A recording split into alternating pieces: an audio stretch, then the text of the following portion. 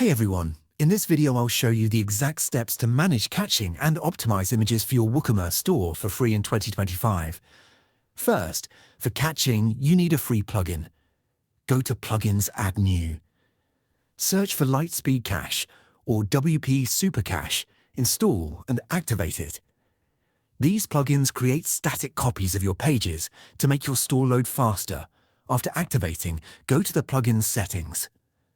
For most, you can simply click Enable Caching. This one-click setup is often enough to get started. Now, for image optimization, you need a separate free plugin. Go back to Add New and search for Smush or Imagify.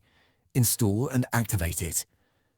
These plugins automatically compress your images when you upload them, making them smaller without losing quality. After activation, go to the plugin's settings and enable automatic compression or bulk smush.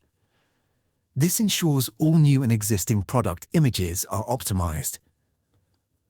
Finally, ensure your store's performance is great.